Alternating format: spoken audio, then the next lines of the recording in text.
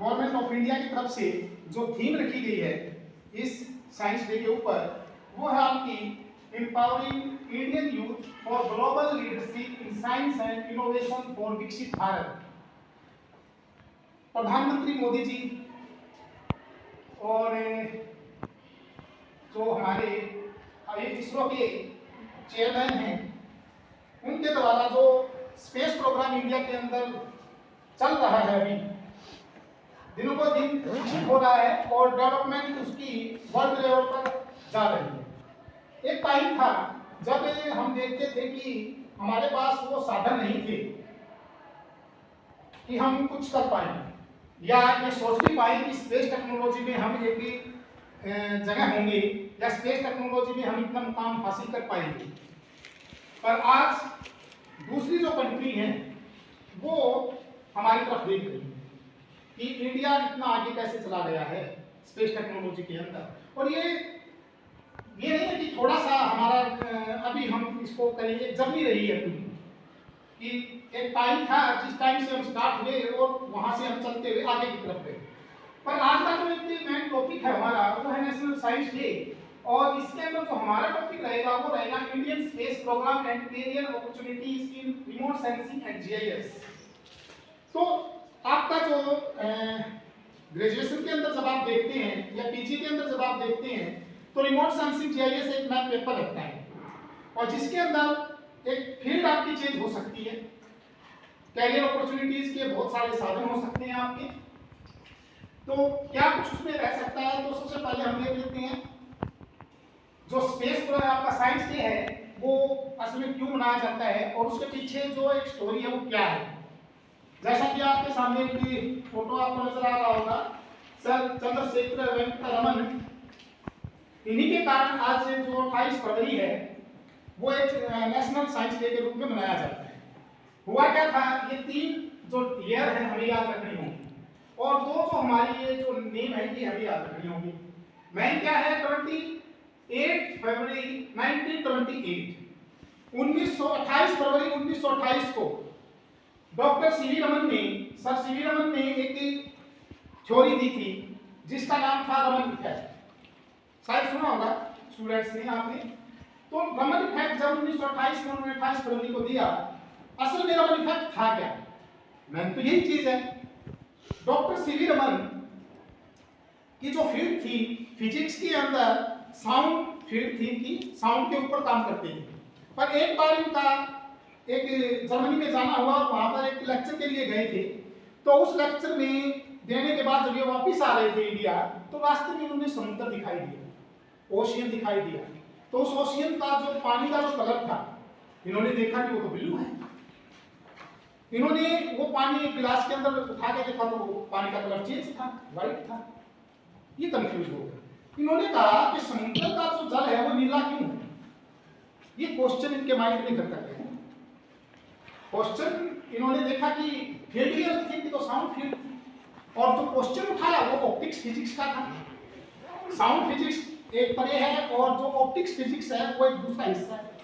जब ये इंडिया आए तो आने के बाद इन्होंने उसके ऊपर खोज करना शुरू किया, पर ये तो ऑप्टिक्स फिजिक्स के थे ही नहीं, इनकी जो फील्ड थी साउंड, इसलिए इनको शुरू से शुरुआत करनी पड़ी। और यहाँ पर एक हमें मोटिवेशन मिलता है सबसे कि अगर हमारे अंदर कोई करने की एक उमंग उभरती है अंदर हमारे, तो कोई काम ऐसा नहीं है जिसको हम कंप्लीट नहीं कर सकते, या कोई भी काम ऐसा नहीं है जिसको हम नहीं कर सकते। सर सीवी रमन के लिए एक चैलेंज था ये कि समुद्र का पानी नीला क्यों है। ऑप्टिक्स फिजिक्स की जितनी भी थ्योरी थी, जितने भी लॉ थे, उन सबको उठा के देखा इन्होंने, पढ़ा अच्छे से, और उन्होंने पाया कि जो समुद्र का जल नीला है वो किस कारण है। कई ने बताया था कि जो आसमान का रंग नीला है जिसके कारण समुद्र का रंग नीला है। कई ने बोला थ्योरी के अंदर कि जो रिफ्लेक्शन है, रिफ्लेक्शन के कारण ऐसा है। पर सारी थ्योरी उन्होंने मिथ्या साबित कर दी। इन्होंने कहा कि ऐसा तो हो ही नहीं सकता, कुछ और इसके पीछे चीज है। तो इन्होंने एक्सपेरिमेंट किए। उन एक्सपेरिमेंट के दौरान, जबकि इनके पास टाइम नहीं था, उस टाइम जॉब पे थे और बड़ा काम कर रहे थे, और टाइम निकाल के अपनी एक लैब इन्होंने तैयार की। लैब छोटी थी, उसी लैब में इन्होंने काम किया और लैब में काम करने के बाद एक कंक्लूजन पर ये पहुंच गए और अपनी थ्योरी इन्होंने तैयार कर दी, जिसको नाम दिया गया रमन इफेक्ट। रमन इफेक्ट से हम उनको जानते हैं उस थ्योरी को, उसको हम रमन स्टीरियोस्कोपी भी बोलते हैं। तो रमन इफेक्ट असल में था क्या, इन्होंने पहले जो थ्योरी थी उन्होंने क्या कहा था कि जो इंसिडेंट एनर्जी है और जो स्कैटरिंग एनर्जी है दोनों में कोई अंतर नहीं होता, उसकी वेवलेंथ और फ्रीक्वेंसी सेम होती है। जैसी एनर्जी किसी ऑब्जेक्ट के पास जाती है, स्कैटर होने के बाद उसकी जो फ्रीक्वेंसी और जो वेवलेंथ है वो भी सेम ही रहती है और वो कोई चेंज होता ही नहीं है। पर असल में ऐसा नहीं था। इन्होंने कहा ऐसा कैसे हो सकता है, किसी ऑब्जेक्ट पर टेम्परेचर जब आ रहा है, रेडिएशन जब आ रही है, रेडिएशन पास में आएगी, ऑब्जेक्ट से टकराएगी, ऑब्जेक्ट हो सकता है कि उसको बखेरेगा ही यानी कि स्कैटर करेगा, पर जरूरी नहीं है कि ऑब्जेक्ट से टकराने के बाद उसकी वेवलेंथ और जो फ्रीक्वेंसी एनर्जी जो उसके अंदर है वो सेम रहेगी, उसकी डायरेक्शन भी चेंज होगी, यानी कि वेवलेंथ जो वो भी गड़बड़ाएगी और साथ ही साथ जो फ्रीक्वेंसी है वो भी चेंज होगी। इन्होंने ये बताया। और ये जो एक डिफरेंस था स्कैटर्ड एनर्जी के बीच में, उसको ही इन्होंने बताया कि समुद्र का पानी नीला इसीलिए होता है क्योंकि जो इंसिडेंट एनर्जी है और जो स्कैटर्ड एनर्जी है उसके बीच में डिफरेंसेस हैं, यानी कि स्कैटर्ड एनर्जी की वेवलेंथ और फ्रीक्वेंसी के बीच में डिफरेंसेस हैं और उसके कारण ही समुद्र का जो पानी है नीला नजर आता है। ठीक है, तो इनकी थ्योरी थी। पर जब इन्होंने थ्योरी दिया तो ठीक है, उसके बाद बात आती है 28 फरवरी 1986। 1986 में कुछ जो विद्वान थे उन्होंने आवाज उठाई कि भाई बहुत बड़ा इफेक्ट इन्होंने खोज किया है, रमन इफेक्ट जो है बहुत बड़ी खोज है और उसके लिए ये जो डे है साइंस डे के रूप में मनाया जाए। और ये उन्होंने जो गवर्नमेंट ऑफ इंडिया थी उसके सामने ये बात रखी। उस टाइम हमारे जो प्रधानमंत्री थे वो थे राजीव गांधी जी। तो राजीव गांधी जी ने बात को सुना और उन्होंने एक ऑर्डर दे दिया कि 28 फरवरी जो है साइंस डे के रूप में मनाया जाएगा, नेशनल साइंस डे होगा। और पहला जो साइंस डे था वो नेशनल साइंस डे वो आपका 28 फरवरी 1927 को मनाया गया। ठीक है, तो ये 3 ईयर जो है ये ध्यान रखने की बात है हमारी। दूसरा इंपॉर्टेंस क्या है साइंस की, जो हमारी स्पेस साइंस के अंदर रमन इफेक्ट है। तो जो रमन इफेक्ट है उसकी इंपॉर्टेंस स्पेस साइंस में क्या इंपॉर्टेंस है उसका भी हमें जरूरी पता होना चाहिए, क्योंकि हमारा जो फील्ड है वो हमारा स्पेस टेक्नोलॉजी है। वो फिजिक्स के थे, वैसे तो फिजिक्स पूरा का पूरा स्पेस टेक्नोलॉजी से जुड़ा हुआ है, पर असल में रमन इफेक्ट का वहां पर क्या यूज है, क्या इंपॉर्टेंस है। तो हम इसमें अगर बात देखें, यहाँ पर एक डाला हुआ है कि जो क्लाउड कंपोजिशन है उसकी स्टडी हम कर सकते हैं। क्लाउड कंपोजिशन की स्टडी होती है। दूसरा जो पोल्यूटेंट पार्टिकल्स हैं एटमॉस्फेयर के अंदर उसको डिटेक्ट किया जा सकता है with the help of Raman effect theory. तीसरा जो मिनरल्स हैं प्लैनेटरी सरफेस पर, यानी कि जो अलग अलग ग्रह हैं उन ग्रहों के ऊपर जो मिनरल्स हैं उनकी अगर हमें एनालिसिस करनी है तो वो एनालाइज हो सकते हैं with the help of Raman effect theory. तो ये स्पेस टेक्नोलॉजी के अंदर बहुत बड़ी एक खोज थी और स्पेस टेक्नोलॉजी हमारी आगे बढ़ने में बड़ा एक योगदान दिया इस थ्योरी ने, रमन इफेक्ट ने। तो आगे हम चलते हैं इसमें।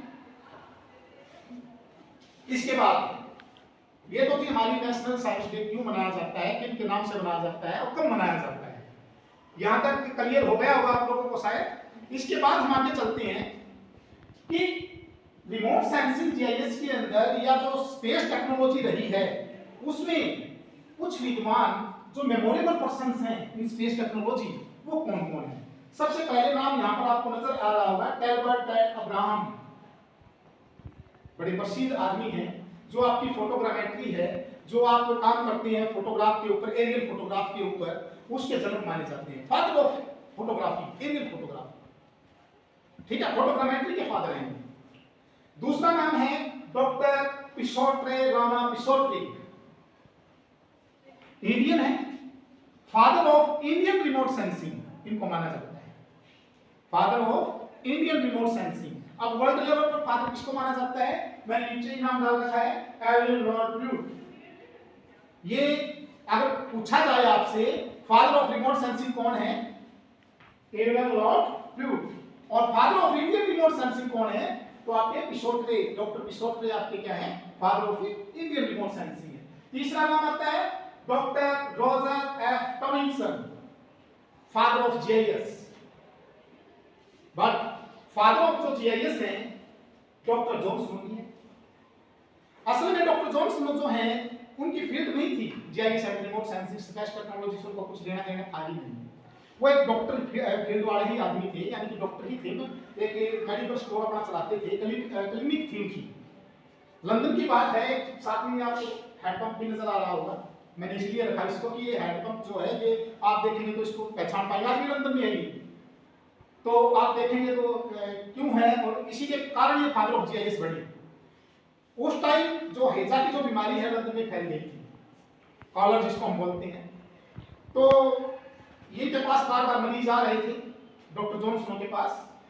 इन्होंने क्या किया, 2 मरीज को ठीक किया, 4 मरीज और आ रहे, 4 को ठीक किया, 6 आ रहे हैं, 5 आ रहे, संख्या बढ़ती जा रही है। जिसको ठीक किया था दोबारा से फिर आ गया पेट में, दोबारा से फिर आ रहा है। प्रॉब्लम हो गई। इसने सोचा कि भाई समाज को जो है सुधारना है, ये बीमारी क्यों आई, महामारी का रूप ले रही है, तो इसका कारण क्या है, और उस कारण की खोज में चल पड़ी है। और एक पूरा मैप तैयार किया इन्होंने लंदन की उस कॉलोनी का जहां से ज्यादातर मरीज आ रहे थे। और उन्होंने पाया कि जो हैंडपंप का जो पानी पी रहे हैं इसी से हैजे की बीमारी फैल रही है, मार्किंग की। और वो मैप जब बाद में यूज किया गया, उसको चेक किया गया, तो वो जीआईएस बेस्ड मैप था, यानी कि जीआईएस टेक्नोलॉजी यूज की हुई थी उस टाइम। तो इसलिए फादर ऑफ जो जीआईएस है डॉक्टर जॉन स्नो को माना जाता है। पर कंप्यूटर बेस्ड और सॉफ्टवेयर बेस्ड जो सबसे पहले काम जो किया गया था, जीआईएस सॉफ्टवेयर का जो निर्माण हुआ, वो डॉक्टर रॉजर एफ टॉमिंसन ने किया था। इसलिए फादर ऑफ जो जीआईएस है वो डॉक्टर रॉजर एफ टॉमिंसन को भी हम मानते हैं। ठीक है, इसके बाद आगे चलते हैं। अब रिमोट सेंसिंग यानी स्पेस टेक्नोलॉजी, आपको नाम सुनते ही पता लगेगा कि विदाउट सैटेलाइट्स स्पेस का हम कैसे इंफॉर्मेशन देंगे। स्पेस की अगर इंफॉर्मेशन हमें चाहिए तो सैटेलाइट्स तो बहुत जरूरी चीज है। तो आपकी यहाँ पर 4 व्यक्तियों के नाम जो बड़े साइंटिस्ट हुए हैं, और इनकी आपको पिक्चर यहाँ पर नजर आ रही होगी, नाम इनके नजर आ रहे होंगे। तो 4 हैं, दैट मीन्स 4 तरह की सैटेलाइट्स हैं। पहली जो सैटेलाइट्स हैं उन्होंने खोज किया, डॉक्टर हॉल एलन रोशर ने खोज किया। वो आपकी सैटेलाइट्स थी सन सिंक्रोनस सैटेलाइट्स का निर्माण उन्होंने किया था। सन सिंक्रोनस ऑर्बिट के ऊपर जो काम करते हैं, पिक्चर लेती है सैटेलाइट्स, जिसकी जो हाइट है हम कहते हैं लो ऑर्बिट हाइट पर जो सैटेलाइट्स काम कर रही हैं आपकी, वो सैटेलाइट्स आपकी किसने जो खोज की थी, डॉक्टर रोशन ने ये खोज की थी। ठीक है, इसके बाद दूसरी सैटेलाइट्स आई हाई एल्टीट्यूड के ऊपर जो काम कर रही है, जियोस्टेशनरी सैटेलाइट्स, जो आपकी मेट्रोलॉजिकल डिपार्टमेंट्स वाले यानी वेदर साइंस वाले यूज करते हैं, जिसका उसकी खोज की थी डॉक्टर वर्नर एडवर्ड सोमी ने। इसके बाद नाम आता है बर्डफोर्ड पर्किंसन। इन्होंने जो सैटेलाइट्स का यूज किया, अमेरिकन थे, और अमेरिका के अंदर जो अमेरिकन आर्मी जो थी, यूएस लिखा भी आपको ड्रेस जो नजर आ रही होगी वो आपको समझ में आ रहा होगा, अमेरिकन आर्मी के जनरल थे ये। और उस टाइम इन्होंने जो खोज की नेविगेशन सैटेलाइट्स की खोज की, जो जीपीएस आप यूज कर रहे हैं, जीपीएस बेस्ड यानी नेविगेशन जो सैटेलाइट्स थी उसकी खोज करने वाले ये साइंटिस्ट थे, विद्वान थे। इसके बाद नाम आता है निकिता कोसचोव का। ये एक ऐसे साइंटिस्ट थे जिन्होंने एंटी सैटेलाइट्स की खोज की। एंटी सैटेलाइट्स मींस आज वो दौर नहीं है कि हम भाई चाकू हाथ में रखें, रिवॉल्वर हाथ में रखें और मैदान में लड़ें। हो सकता है बायो वार हो सकता है कुछ और तरह की टेक्नोलॉजी यूज की जाए, जैसा first world war, second world war रहा, और उस टाइम ये सोचा गया कि जो हारने वाली कंट्रीज थी वो क्यों हारी और जीतने वाली कंट्रीज क्यों जीती। उसके पीछे कारण जो पाया गया था वो यही था कि स्पेस टेक्नोलॉजी का यूज किया है, यानी कि रिमोट सेंसिंग जो एक साइंस है, जो टेक्नोलॉजी है, उसका यूज जिस कंट्रीज ने किया वो कंट्री जीत गई। तो जो निकिता जी थे उन्होंने बस इसी कॉन्सेप्ट पर काम किया। अगर मान लीजिए कोई कंट्री है और उस कंट्री का पूरा फंक्शन, आज अगर आपके पास मोबाइल है, 1 घंटे के लिए मोबाइल आपसे ले ली जाएगी, 1 घंटा छोड़िए, 1 दिन के लिए ले लीजिए जाएगी, 1 दिन छोड़िए, महीना, 1 साल, क्या होगा? परेशान हो जाओगे। नेट नहीं चलता मोबाइल के अंदर, वही नेट नहीं चल रहा, उस दिन तो बड़ा दिल ही खराब है, बोर हो गए हमको। क्योंकि आजकल तो वो है ना, ऐसी उंगलियां चल रही है, ऐसे चल रही है, ये रहता है। इन चीजों से हम बाहर निकलें तो हो सकता है बहुत कुछ सीखें, क्योंकि जो लाइब्रेरी है, वैसे तो देखो टेक्नोलॉजी आई, टेक्नोलॉजी ने हमें बहुत कुछ सिखाया है। आज इतना आसान हो गया है किसी भी चीज को एक्सेस करना, किसी भी चीज के बारे में समझना। हम चाहे किसी भी फील्ड के आदमी हैं, किसी भी फील्ड में हम काम कर रहे हैं, कोई फील्ड हमसे अछूती है ही नहीं। एनईपी 2020 न्यू एजुकेशन पॉलिसी 2020 जो इंडिया गवर्नमेंट का एक कॉन्सेप्ट है, बड़ा जबरदस्त कॉन्सेप्ट ये चल रहा है। इस कॉन्सेप्ट के तहत अगर हम देखें, एक स्टूडेंट साइंस का स्टूडेंट भी है, उस स्टूडेंट्स को कॉमर्स की भी नॉलेज है, उस स्टूडेंट्स को आर्ट की भी नॉलेज है, हर तरह की नॉलेज उस स्टूडेंट्स को होगी। और आपके पास टेक्नोलॉजी है तो उस टेक्नोलॉजी के बिहाफ पर आप जो भी नॉलेज लेना चाह रहे हैं वो नॉलेज सारी की सारी आपके सामने होगी। बात करते हैं निकिता कोस्टोव की। इनका एक कॉन्सेप्ट था और इस कॉन्सेप्ट पर इन्होंने काम किया। वो कॉन्सेप्ट असल में था क्या? इन्होंने सोचा कि अगर मान लीजिए किसी कंट्री का कम्युनिकेशन सिस्टम ही खत्म कर दें, कम्युनिकेशन होता किससे है? सैटेलाइट से। अगर कम्युनिकेशन सिस्टम को ही हम खत्म कर दें तो कंट्री करेगी क्या? मान लीजिए वहां छिड़ गया, युद्ध हो गया, वहां से कॉल होती हैं, मैसेज आते हैं, तभी तो कोई सेना भेजेगा वहां पर। जब मैसेज ही नहीं होगा, कोई कॉल ही नहीं होगी, कोई वीडियोग्राफी नहीं होगी, कुछ होगा ही नहीं, खत्म कर देंगे उस कंट्री को, तो कब्जा हो गया। तो इसलिए एंटी सैटेलाइट्स क्या करेगी, जो ऊपर हमारी कम्युनिकेशन सैटेलाइट्स हैं, दूसरी जो सैटेलाइट्स हैं, उनको अगर हमें टारगेट कर लें और उनको ऊपर ही ब्लास्ट कर दें, सैटेलाइट बम है ऊपर, हम ये कहेंगे, ठीक है, वहां से हम कंट्रोल करेंगे। तो ये चार तरह की जो सैटेलाइट्स हैं, ये जबरदस्त एक स्पेस टेक्नोलॉजी के अंदर एक जबरदस्त डेवलपमेंट था और एक इतनी बड़ी खोज थी कि अगर शायद ये विद्वान नहीं होते तो स्पेस टेक्नोलॉजी के अंदर पूरा वर्ल्ड इतना आगे नहीं बढ़ पाता। अब बात करते हैं वर्ल्ड की जो पहली सैटेलाइट थी वो कौन सी थी? Sputnik first. असल में इस सैटेलाइट्स का जो साइज था वो एक बॉल के साइज में था, बस एक बॉल। यूज शायद कुछ ऐसा नहीं था इसका, पर एक ही यूज इसका माना गया था। इसको पहले एक एक्सपेरिमेंट करते हैं, क्या हम ऐसा कर भी सकते हैं? क्या हम ऐसा कर भी सकते हैं जैसे न्यूटन ने सोचा? यू नो न्यूटन, आप जानते अच्छे से जानते न्यूटन को। न्यूटन ने जैसे सोचा, पार्क में बैठा हुआ था, गार्डन में लेटा हुआ था वो ऐसे तो, और वहां लेटे लेटे उसने देखा कि सेब का पेड़ है और सेब नीचे गिरी। सोचा चलो ठीक है, जैसे शिविर मन के दिमाग में आके पानी नीला क्यों है, दूसरी सेब और गिर गई नीचे। यार बड़ा हैरान, उसने सेब को उठाया ऊपर, वापिस ही नीचे, पत्थर उठाया ऊपर, वो भी नीचे, अपने जूते निकाल के वो भी नीचे। ये बड़ा हैरान करने वाली बात है, नीचे तो जगह भी नहीं है, ऊपर तो खाली स्थान पड़ा हुआ है, वो ऊपर क्यों नहीं जा रहा? जब ऊपर खाली है, कोई जगह कोई चीज है क्या उसको जैसे धकेल रही है नीचे? समझ नहीं आया। लोगों से पूछना शुरू किया, साइंटिस्ट से पूछना शुरू किया, लोग और कहने लगे यार पागल है क्या तुम, ऊपर जाएगी तो नीचे गिरेगी। पर वो कहते हैं ना कि कई बार जो पागलपन है किसी चीज की इन्वेंशन का, वो कुछ इन्वेंट कुछ करवा ही लेता है। ग्रेविटेशनल फोर्स, ठीक है, गुरुत्वाकर्षण शक्ति, उसकी खोज जो थी वो हो गई। 3 लॉ दिए फिजिक्स के अंदर न्यूटन ने, जिस आदमी को पागल बता रहे थे लोग, और फेमस हुआ। सीवी रमन सर, जिनकी फील्ड ही अलग थी और फील्ड अलग होने के बावजूद भी उन्होंने कोशिश की और साइंस के अंदर ऐसे पहले व्यक्ति बने, पहले साइंटिस्ट बने जिन्होंने नोबेल प्राइज हासिल किया। पूरे वर्ल्ड में वाहवाही उनको मिली और दूसरा भारत रत्न से नवाजे गए। तो कुछ भी कर सकते हैं, ऐसा नहीं है कि भाई हम कोई टेस्ट देते हैं, एक बार फेल हो गए, दूसरी बार फेल हो गए, तीसरी बार नहीं हुआ, चौथी बार नहीं हुआ, 5वीं बार नहीं हुआ। अरे जब तक है जब तक करते रहो, कभी ना कभी तो पार में लगेगा ही। प्रैक्टिस मैक्स द फैक्ट, करत करत अभ्यास के जन्मति होत सुजान, तसलियावत जात के सिर पर पड़त निशान। बात तो वही है ना, अभ्यास करते रहो, कभी ना कभी सफल जरूर होंगे। ठीक है, तो पहली सैटेलाइट हमारी स्पुतनिक थी जो 4 अक्टूबर 1957 को सोवियत यूनियन के द्वारा लॉन्च किया गया और सब अर्थ ऑर्बिट में उसको स्थापित करने की कोशिश थी कि हम अर्थ ऑर्बिट में उसको स्थापित कर पाए और कर भी सके। उसके तुरंत बाद एक महीने के तुरंत 1 महीने के बाद ही, जैसे अक्टूबर में ये हुई थी 4 अक्टूबर को, 3 नवंबर को 1957 में ही स्पुतनिक सेकंड छोड़ दिया। पहले वाले का सस्ता काम करते हैं ना थोड़ा सा, कि भाई अगर बिगड़ गए तो पैसा कम लगेगा, यही होता है। तो दूसरा हमने क्या किया, दूसरा छोड़ दिया, और दूसरे का काम बड़ा अच्छा रहा, और बायोलॉजिकल स्पेसक्राफ्ट था ये, first biological spacecraft. Biological spacecraft means हमें कहते हैं कि जो फॉरेस्ट्री पूरी हमारी है, जो हमारे एनवायरनमेंट है उसकी इंफॉर्मेशन लेने वाला स्पेसक्राफ्ट ही है।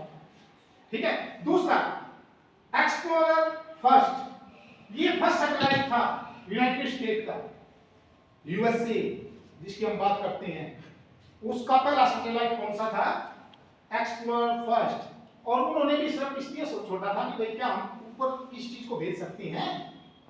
हर कोई सैटेलाइट ऐसा ही करता ना काम, जैसे पाकिस्तान ने भी किया था 17 जनवरी को, याद होगा सभी को। पहली बार पाकिस्तान ने सैटेलाइट लॉन्च किया है इस साल ही, ठीक है, उनकी स्पेस एजेंसी ने पहली बार किया है। वो बस क्या करना चाहते थे, क्या हम कोई चीज ऊपर भेज सकते हैं, हाँ भेज तो सकते हैं, हो गया कहीं। सब ऐसा ही करते हैं, पहले सस्ता काम करते हैं, फिर बाद में पैसा लगाते हैं। अब भेज सकते हैं तो दोबारा हम भेजेंगे।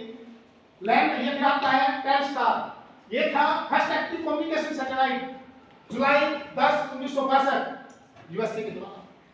लैंडसैट फर्स्ट, ये उसका फर्स्ट सैटेलाइट था, designed by USA and earth study के लिए भेजा गया था।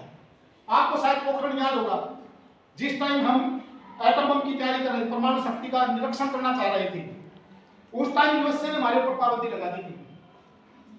अब यूएसए तो यहाँ पर नहीं है, इंडिया में तो कोई आदमी नहीं है उनका, कहां से निगरानी रख रहा था, स्पेस से। और वो सैटेलाइट कौन सी थी, लैंडसैट। कैसी सैटेलाइट है, स्टडी ऑफ अर्थ को देखती रहती है, पिक्चर देखती रहती है अर्थ। तो वो ऊपर से देख रही थी अभी, और हम चाहकर भी वो एक्सपेरिमेंट कर नहीं पा रहे। हमने वो टाइम देखा कि टाइमिंग क्या है उसकी आएगी यहाँ पर, हमने क्या कर दिया, उस टाइमिंग के आधार पर ही, जिस टाइम हमारे ऊपर नहीं होती थी उस टाइम में ही, जो 3 घंटे 3.5 घंटे हमें मिल रहे थे, 2 घंटे जो मिल रहे थे, उसके दौरान ही हमारे साइंटिस्ट ने इतनी मेहनत की कि हम पोखरण एक्सपेरिमेंट कर पाए। और परमाणु शक्ति में एक शक्ति हमारे पास होगी, परमाणु शक्ति।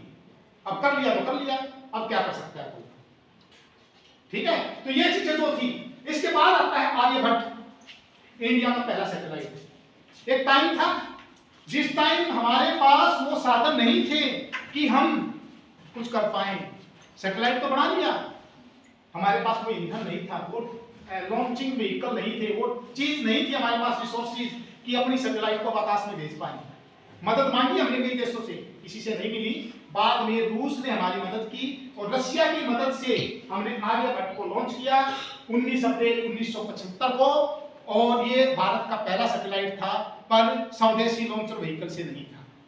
इसके बाद आता है रोहिणी सैटेलाइट फर्स्ट, ये भारत का पहला सैटेलाइट था जिसमें इंडिया के द्वारा रॉकेट बनाया गया, और इंडिया के रॉकेट से ही इसको लॉन्च किया गया, ठीक है। और बात रहती है 1980 की। 1980 के बाद तो इंडिया ने झंडे गाड़ दिए स्पेस टेक्नोलॉजी के ऊपर, इतना काम किया कि हिस्ट्री बना गया। बात चलती है आगे, जहां आदमी सब जो कंट्री है ये सोच रही थी कि भाई क्या हम स्पेस में जा सकते हैं। टाइम ऐसा आ गया 1977, 1977, NASA, you know very well about NASA, Popular Space Agency in America and Popular Space Agency of World Records।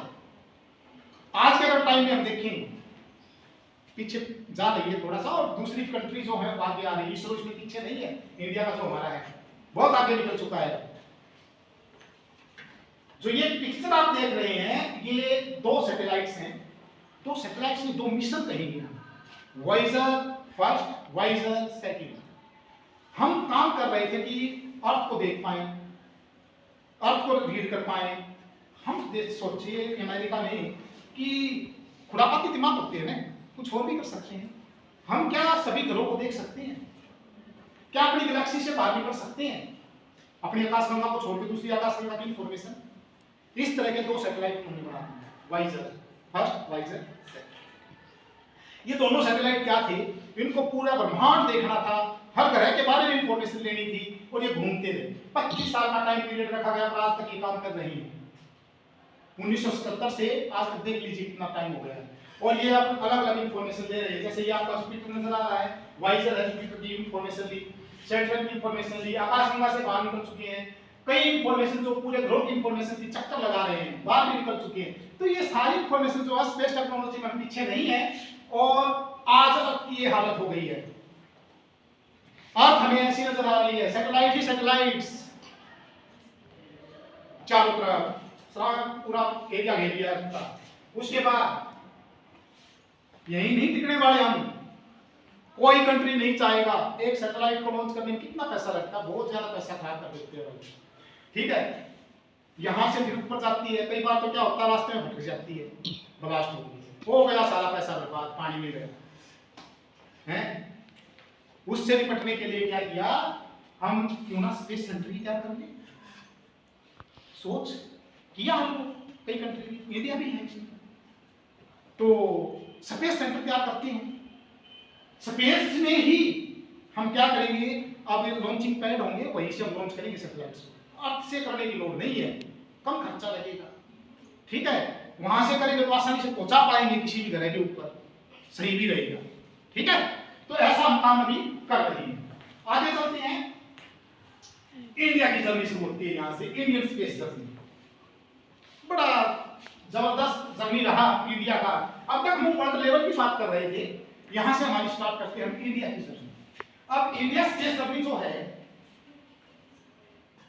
वो 3 शख्सियत जो है हमारी founder of space technology in India, you know about doctor Homi Jahangir Bhabha, जानते हो सभी इसके बारे में।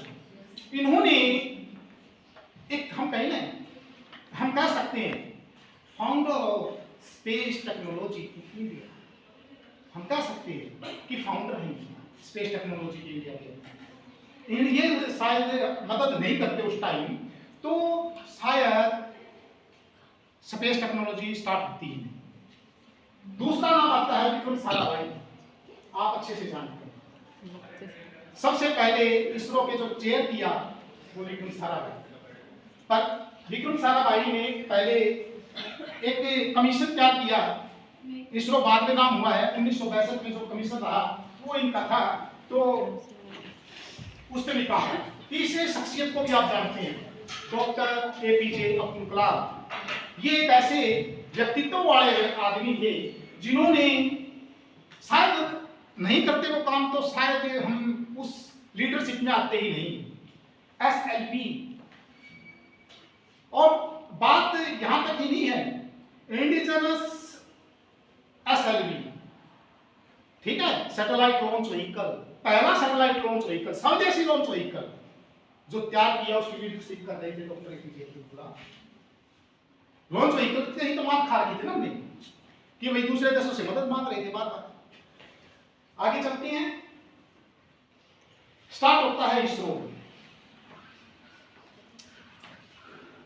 अच्छे से जानते हैं आप इसरो के बारे में भी। अब तो पहले था 2014 से पहले थोड़ा सा अनभिज्ञ था, ये नहीं पता लगता था क्या है, पर आज छोटे से छोटे बच्चे को पता है कि भाई चंद्रयान जब गए ना हमारे, आदित्य जब गया, तब हमें पता लग गया कि हाँ इसरो भी कोई चीज है, ठीक है। 1962 में डॉक्टर विक्रम साराभाई, आपको नाम मैंने भी बताया था, निक्सोपार का उन्होंने गठन किया, Indian national committee for space research, पर प्राइम मिनिस्टर जवाहरलाल नेहरू ने परमिशन दे दी कि आप ऐसा कर सकते हैं, ठीक है। कुछ टाइम के बाद चेंजेस हुआ, 1962 में इसका नाम चेंज कर दिया गया और इसका नाम रख दिया गया ISRO, Indian Space Research Organisation, और इसको अंडर दे दिया गया डीई के अंदर, डिपार्टमेंट ऑफ एटॉमिक एनर्जी। और उस टाइम एटॉमिक एनर्जी के जो सेक्रेटरी थे वो थे डॉक्टर होमी जहांगीर भाभा। तो जो ग्रांट मिलनी थी कोई भी एक्सपेरिमेंट करने के लिए वो डीएई से मिलनी थी, तो होमी जहांगीर भाभा ने स्टेप लगाई, साइन कर दिया, लो भाई ग्रांट करो आप एक्सपेरिमेंट। अब एक्सपेरिमेंट तो कर लें, लॉन्च व्हीकल है ही नहीं। उसमें जो मदद की हमारी वो की APJ Abdul Kalam, doctor APJ Abdul Kalam. ठीक है, तो काम कंप्लीट हुआ और इंडिया अपनी स्पेस टेक्नोलॉजी में बढ़ता चला गया। पहली बार 1990 वाला दशक स्टार्ट होता है, 1990 में पीएसएलवी लॉन्च व्हीकल हमारा स्टार्ट हो गया, पोलर सैटेलाइट लॉन्च व्हीकल, जो हमारा लो एल्टीट्यूड सैटेलाइट लॉन्च व्हीकल था।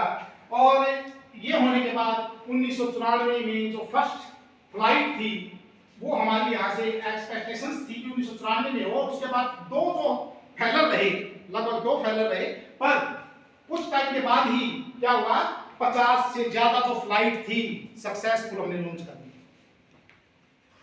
ठीक है, इसके बाद लो ऑर्बिट के ऊपर हम काम बहुत ज्यादा कर चुके थे, हम चाह रहे थे भाई हाई एल्टीट्यूड पे जाए, पर उसके लिए यूएस हमें परमिशन नहीं दे रहा था। क्यों? क्योंकि यूएस का हमारे ऊपर क्या था, कंट्रोल था उस टाइम। ठीक है, यूएस का कंट्रोल था और यूएस हमें परमिशन नहीं दे रहा था। हम रशिया से मदद मांग रहे थे बार-बार, और रशिया ने हमें कुछ जो रॉकेट थे, लॉन्च व्हीकल थे, वो प्रोवाइड नहीं करवाए। हमने कई लॉन्च व्हीकल खरीदे भी और उन लॉन्च व्हीकल के आधार पर हमने अपनी जो सैटेलाइट्स को लॉन्च भी की, पर हम फिर भी चाह रहे थे कि हम अपना ही बनाएं,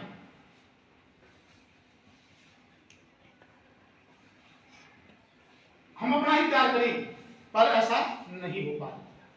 क्यों नहीं हो पा रहा था? उस टाइम हमारी ये एजेंसीज थी जिनकी पावर चलती थी भाई। ठीक है, वैसे तो इसरो भी आपको नजर आ रहा है, पर फिर भी वो कहते हैं मिलके काम करना है, हमें किसी के सामने नहीं आना है, हम तो विकसित होना चाहते हैं, ठीक, आगे बढ़ना चाहते हैं, और वो आगे तभी बढ़ सकते हैं जब दूसरे के साथ झगड़ा ना करें और मिलजुल कर काम करें। हाँ, किसी से नहीं बन रही है तो उससे काम नहीं कर जाओ, बस यही होता है, बाकी हम मिलकर ही काम करें। ये 6 एजेंसी थी जिसमें आपको मैं बता देता हूं, नासा आप जानते ही, अमेरिकन, इसरो को तो पता ही है हमें, एसा जो थी यूरोपियन थी, जैक्सा जो थी आपकी जापान की थी, सेंसा जो थी वो आपकी चाइना की थी, और रोसकोसमोस जो थी वो आपकी रशिया। ठीक है, तो ये 6 एजेंसी बड़ी प्रसिद्ध होता है। पूरी एजेंसी के ऊपर कब्जा था अमेरिका। क्यों था? क्योंकि नेविगेशन सिस्टम सिर्फ अमेरिका के पास है। आज आप मोबाइल यूज कर रहे हैं, बाद में फिर वही आ गया, तो मैं आपकी नजर तो हमारे मोबाइल पे है। असल में उसमें ऑपरेटिंग सिस्टम जो है वो हमारा नहीं है, अमेरिका का है। असल में जो एप्लीकेशन आप यूज कर रहे हैं उनको हम कंट्रोल नहीं कर रहे हैं, अमेरिका कंट्रोल करता है। हमारी जो लोकेशन है अमेरिका के पास है, हर किसी की। प्रॉब्लम है ना, तो हम घबरा जाते हैं, हम सोचते हैं यार क्यों पंगा लिया इस आदमी से, छोड़ दो। इसने क्या किया, 11 स्टेशन बना दिए पूरे वर्ल्ड के अंदर, पूरे वर्ल्ड को कंट्रोल करने के लिए, और जिसके कारण सारी कंट्री क्या हो गई, इससे थोड़ा दब के रहने लग गई। ठीक है, 11 पर मैंने स्टेशन दिखा रखे हैं, ये जीपीएस स्टेशन आपके जहां से कंट्रोल करते हैं। बात आती है, वो कहते हैं ना कोई तो अगुवाई करेगा, और वो अगुवाई करने वाला इंडिया ही था। कारगिल युद्ध होता है स्टार्ट, और एक टाइम तो ऐसा था जब अमेरिका ने जीपीएस बना लिया, नेविगेशन सिस्टम तैयार कर लिया, किसी को नहीं दे रहा था वो नेविगेशन सिस्टम, वैसे तो सबको देखेगा, कोई यूज नहीं करेगी कंट्री। दूसरा क्या रहेगा, वो सिर्फ अमेरिकन के लिए भी नहीं है, अमेरिकन आर्मी के लिए है, डिफेंस पर्पज से यूज होगा। 1983 में एक ऐसी घटना होती है जिस घटना के बाद उसको मजबूरन जीपीएस फ्री करना पड़ता है। आप सोच रहे हैं ना कि जीपीएस आप यूज करते हैं, आपको मान लीजिए यहां से देवघर जाना है, जानते हो देवघर कहां है? झारखंड। शायद आप भी नहीं जानते, आपके पास लेटर आ गया, आपकी ज्वाइनिंग देवघर हो गई और पहुंचना है देवघर, और आपको ना किसी प्राइवेट व्हीकल में नहीं जाना, अपने पर्सनल व्हीकल में जाना है। ये तो और पंगा हो गया भाई, अब कैसे जाऊं, मुझे तो रास्ता ही नहीं पता, और किसी से पूछना भी नहीं है बीच में, और पूछोगे तो बताएगा भी नहीं कोई। बीच में रास्ते ऐसे आएंगे, हो सकता है आपकी भाषा ही ना समझ में आए किसी को, तो उसके लिए हमारा जो सारथी बना वो बना जीपीएस। आप यहां से डालेंगे my location to Deoghar Jharkhand, road बताता रहेगा, टोल बताता रहेगा, आपको बाईपास बताता रहेगा, आपको डिस्टेंस बताता रहेगा, स्पीड होता, सारी चीजें आपको क्लियर। पर ऐसा पहले नहीं था। 1983 में एक ऐसी घटना होती है कि अमेरिका को मजबूरन जीपीएस खरीद करना पड़ता है सभी कंट्री के लिए। वो घटना थी केनिया का एक विमान, पैसेंजर विमान था, और वो घुस गया अमेरिका के स्पेस बॉर्डर के अंदर। अब स्पेस में जब अमेरिका गया तो स्पेस एजेंसी ने वहां से नीचे, अमेरिकन स्पेस एजेंसी थी, उसने वहां से उसको कमांड दी, ऑर्डर दिए कि आप अपने विमान को बाहर निकाल दीजिए, आप हमारे एरिया में आ गए हैं, नहीं तो हम आपको ब्लास्ट कर देंगे, आप पर कार्रवाई की जाएगी। अब उसके तो सारी सिग्नल ही खत्म हो चुके थे, वो पता नहीं वो और अंदर घुसता चला गया, और अमेरिकन जो आर्मी थी उसने क्या किया, उसको ब्लास्ट कर दिया। उसमें 26 यात्री थे, बालक, बूढ़े, बहुत बुजुर्ग आदमी, लेडीज, और वो विमान जाके गिरा एक समुद्र के किनारे ब्लास्ट होने के बाद में जब सर्वे हुआ तो उसमें देखा गया कि ये तो भाई निर्दोष आदमी थे, तो यार सारे पैसेंजर थे, इसमें तो कोई ऐसी गड़बड़ थी ही नहीं। और इसका जो बहिष्कार रहा वर्ल्ड लेवल पर रहा, और जब अमेरिकन जो कमेटी हुई तो उसके अंदर जब ये बात रखी गई तो उसकी जो कहते हैं ना बदनामी जो होती है वो बड़ी जबरदस्त रही। तो अमेरिका ने कहा कि चलो भाई किसी के पास नहीं जीपीएस, उस चीज से निपटने के लिए उसने कहा कि आज से अमेरिका जीपीएस खरीद करता है पूरी सभी कंट्री के लिए। ठीक है, मजा आ गया सभी को कि भाई हम वो कहते हैं ना कि हमारा तो कुछ लगा ही नहीं और यूज तो हम कर रहे हैं। कुछ साल तक चलता रहा 1983 से। कुछ साल के बाद अमेरिका को लगा यार जो हमने अपने फायदे के लिए बनाई वो हमारे लिए नुकसान कर रही है, आतंकवादी हमले हो रहे हैं जीपीएस को यूज करके हमारे ऊपर, जीपीएस से हमारी लोकेशन देखते हैं और फिर आतंकवाद घुस जाता है वहां पर। उन्होंने उसके अंदर एरर डाल दिया, ऐसे मींस सिलेक्टिव अवेलेबिलिटी। वो एरर ऐसा है कि आपकी अब एक्चुअल पोजीशन दिखाएगा ही नहीं, 500 मीटर, 5 किलोमीटर, 50 किलोमीटर, पता नहीं कितने किलोमीटर दूर एक्चुअल यहाँ है, और ये दिख रहा है आपको, हो सकता है कि करनाल, दिल्ली, कहीं और। तो हमला कैसे करोगे? युद्ध का टाइम आ जाता है इंडिया के अंदर 2000 कारगिल वार।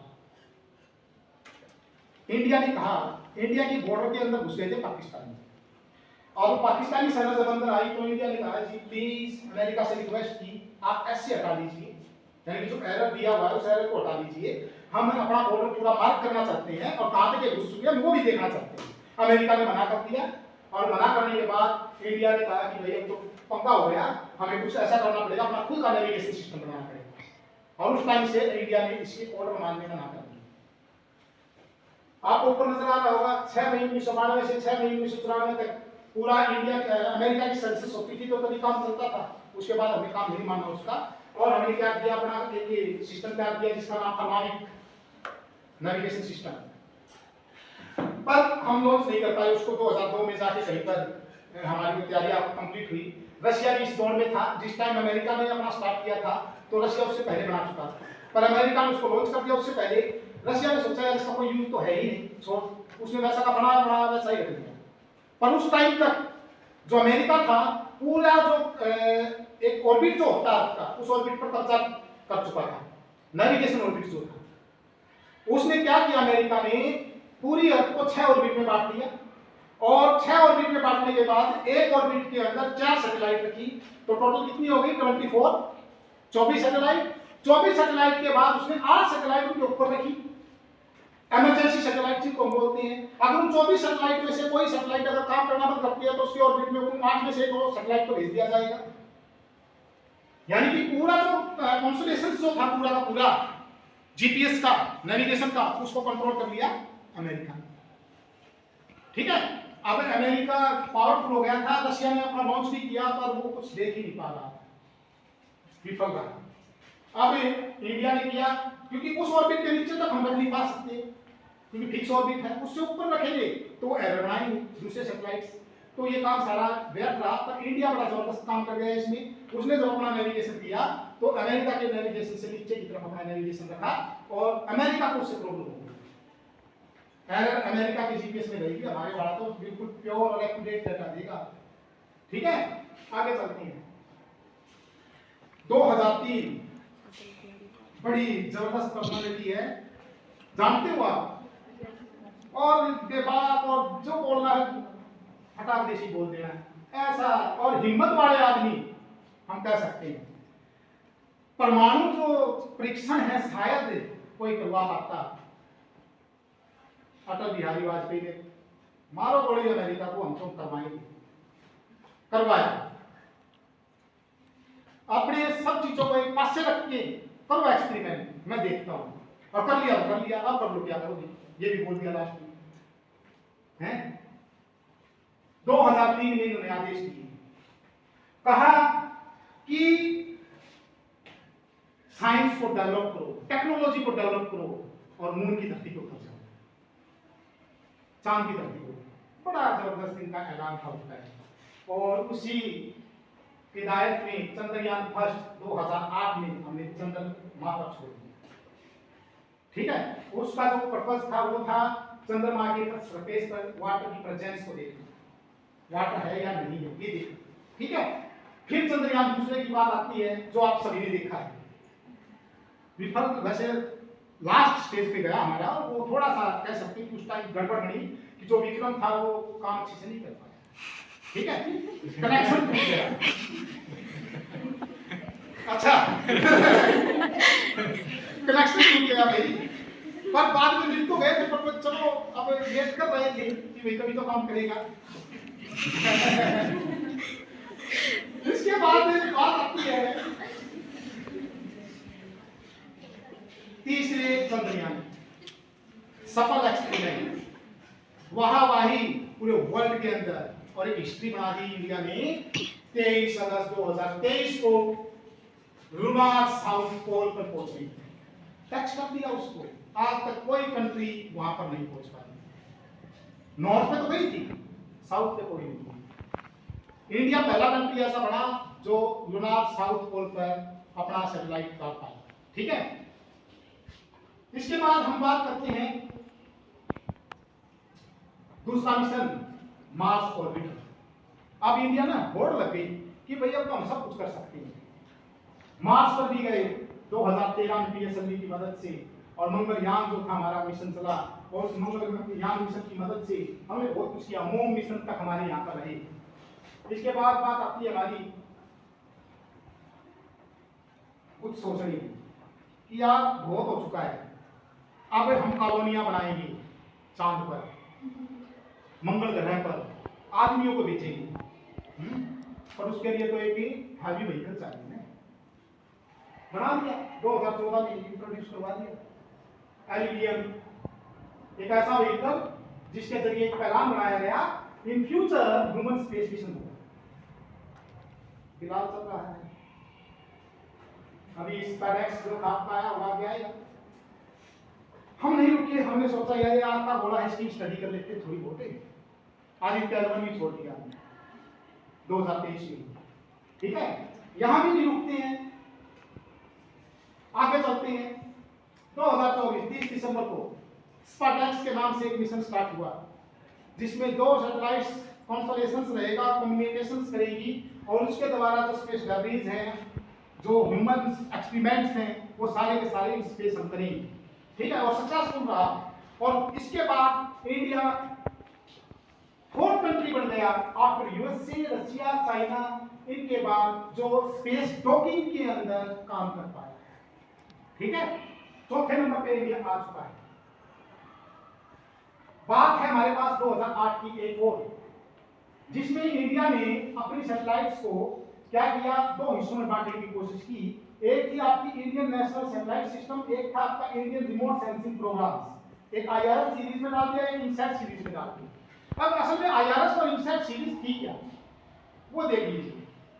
ये आपकी है IRS series, Indian remote sensing series, आपके सिलेबस में है, आप जानते भी हैं। सिंक्रोनस ऑर्बिट के ऊपर जो सैटेलाइट्स है वो कैसे काम करती है, इम्पोलर्स आपकी सैटेलाइट्स है, लो ऑर्बिट सैटेलाइट्स हैं, और ये सैटेलाइट्स क्या करती है, इमेजिंग का काम करती है, यानी कि फोटोग्राफी करती है। ठीक है, अभी वहां तक पहुंचे नहीं, क्या सिलेबस वहां तक हुआ नहीं। अच्छा अच्छा, तो इसमें हमारा क्या रहता है, यूजिन जो है इसमें ओशियन सैट, कार्टोसैट, एचवाईसीस, एमिसैट, ये बहुत तरह के जो सैटेलाइट्स हैं हम क्या कर चुके हैं। और एक टाइम था जब दूसरी कंट्री सोच रही थी कि हमारा जो रिजोल्यूशन रहेगा इतना हाई रहेगा कि भाई हमें अगर पैन को देखना चाहे, घास के टुनके को देखना चाहे वो भी देख पाएंगे, पर इंडिया ने कर दिया होगा।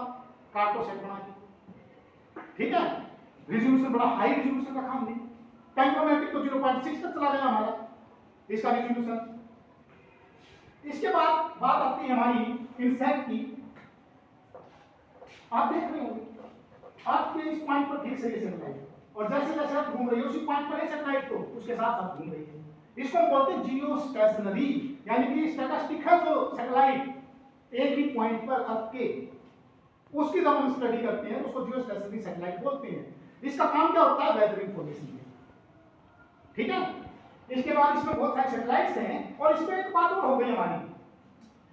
इसके बाद इंडिया एक लार्जेस्ट डोमेस्टिक कम्युनिकेशन सिस्टम बन गया एशिया पैसिफिक रीजन के अंदर।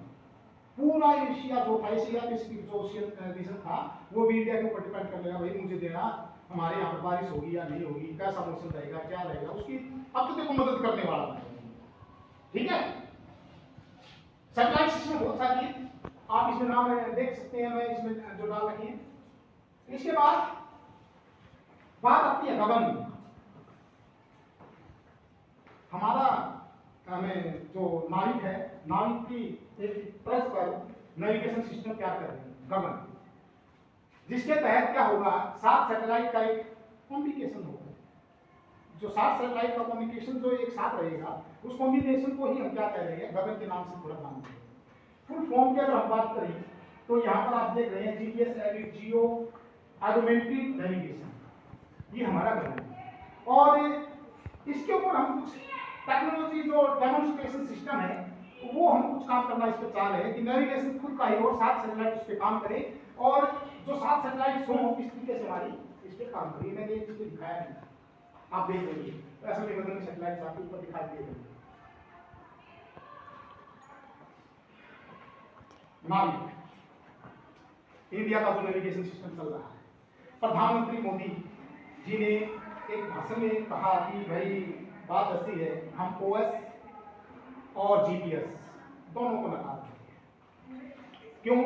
मैंने पहले ही आपको क्लियर कर दिया, ऑपरेटिंग सिस्टम मोबाइल्स के अंदर, कंप्यूटर्स के अंदर हमारा नहीं है, अमेरिका का हम यूज कर रहे हैं।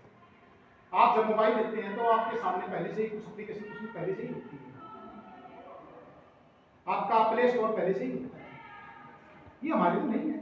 अनचाही एप्लीकेशन उसमें बहुत सारी होती है, हमें जानना चाहकर भी कोई नहीं हटा सकते, कंट्रोल ही तो ही। मोदी जी ने कहा कि आगे से जब हमारे पास मोबाइल आएंगे वो ब्लैंक होंगे, जो चाहते हो वही आप ऐड करो, वैसे नहीं होंगे। यानी कि ओएस सिस्टम की जगह हम यूज कर रहे हैं BharOS. BharOS, BharOS means Bharat operating system, और काम भी हो गया है, आईआईटी के द्वारा वो काम कर लिया गया है, और वो काम करके उसको तैयार भी कर चुकी है, और हो सकता है वो कुछ समय के बाद लागू भी कर दिया, ठीक है। दूसरा था हमारा नेविगेशन सिस्टम को कंट्रोल करना, हम जीपीएस भी यूज करें, अपना ही नेविगेशन सिस्टम तैयार करते हैं, तो नाविक हम तैयार करेंगे, ठीक है। और नाविक तैयार भी हुआ और यूज हो भी रहा, ठीक है। ये हमारा पहला जो था 1 जुलाई 2013 को, और दूसरा जो लास्ट था वो हमारा 19 जनवरी 2025 को छोड़ा गया नाविक, ठीक है। करंटली हाई, ये हमारी नाम देख रहे हैं। आईआरएस सीरीज से स्टार्ट होते हैं, पीएस, सिसोरसैट, IS 33, Oceansat, Kalpana, INSAT, Cartosat, Cartosat 2, Cartosat 2A, Cartosat 2B, INSAT 3D, आपका Megha Tropiques and RISATs 1 and SARAL, portal भी है ना, सर्ल देखा होगा पोर्टल, यहां तक पहुंच गए, और यहां रुकने वाले नहीं हम। वो कहते हैं ना, जिस चीज की कमी होती है उसका इतना इकट्ठा कर लो अपने पास कि लोग हमारी तरफ देखेंगे। नॉलेज की कमी है, नॉलेज को इकट्ठा करो, पैसे की कमी है, पैसा इकट्ठा करो, इज्जत की कमी है तो उसको भी इकट्ठा करो। हमारे पास लॉन्च व्हीकल की बड़ी कमी थी, और वो चीज हमें बार बार ये कह रही थी कि यार तू कमजोर है, कमजोर है, कमजोर है। वो एक रहती है ना में प्रॉब्लम। हमने क्या किया, एक छोटे लॉन्च व्हीकल से लेके हैवी लॉन्च व्हीकल तक पहुंच गए, और यहीं रुकने वाले नहीं हम अभी। हमने 2 काम और भी कर दिया, चल जाएगा कैसे? Let's go. हमने तो अब ये कर दिया कि भाई बार बार जो लॉन्च व्हीकल हम स्टार्ट कर रहे हैं वो लॉन्च व्हीकल ना बेकार चले जाते हैं, यानी कि एक बार यूज ही नहीं होगा दोबारा। तो हमने क्या किया, रीयूजेबल लॉन्च व्हीकल का निर्माण कर दिया। अब वो लॉन्च होगा वर्टिकली और जब उतरेगा तो एक एरोप्लेन की तरह उतरेगा, सैटेलाइट को छोड़ के आएगा, यानी कि एक टैक्सी की तरह काम कर रहा है। यात्री को बिठाया, ले गया, छोटा, आ गए वापस अपनी जगह पे। तो व्यर्थ नहीं गई चीजें हमारी, सारी की सारी जो चीजें थी, जो भी हमारा मटेरियल था, वो सारा का सारा बच गया। और एक ही टाइम के जो हम कहते हैं बात की, हमने जो एक्सपेरिमेंट में हमारा क्या कर दिया, बहुत सारा जो पैसा था वो बचा दिया।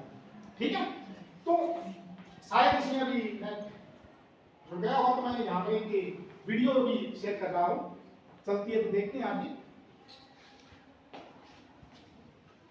चल गए, पर ये नहीं पता कितनी देर में चलती है।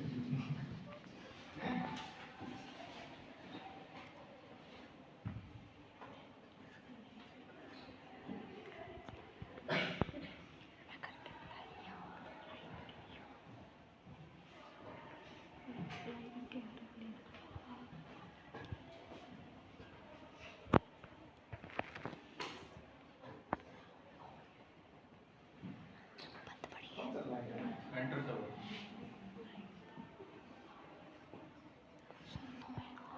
आवाज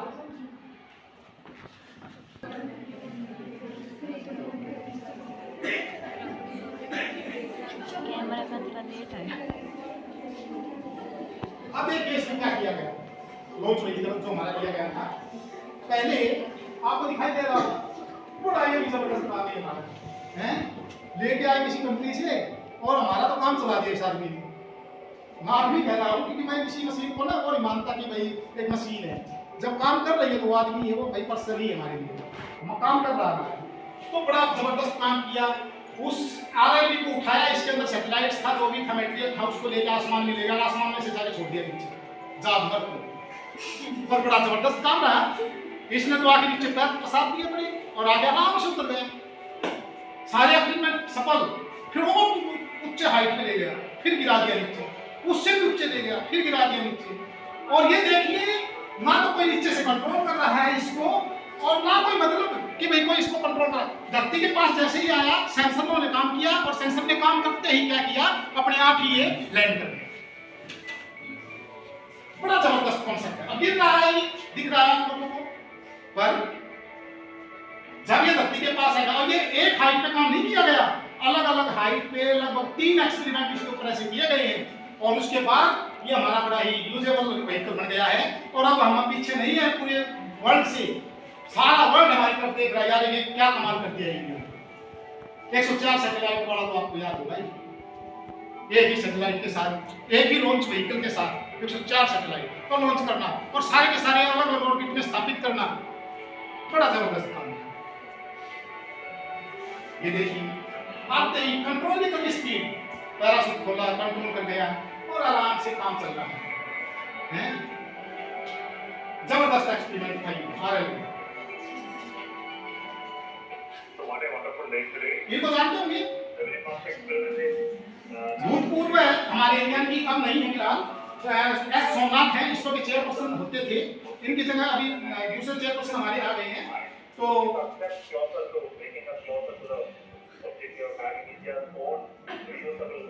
तो समझ में आया कुछ? तो हम यही नहीं रुके थे, छोटी सी वीडियो थी, सीख बहुत कुछ गए होंगे इससे कि टेक्नोलॉजी में पीछे नहीं है। ठीक है, छोटे व्हीकल से लेके हम बड़े व्हीकल तक गए, क्योंकि हमारी कमजोरी क्या थी, लॉन्च व्हीकल बस।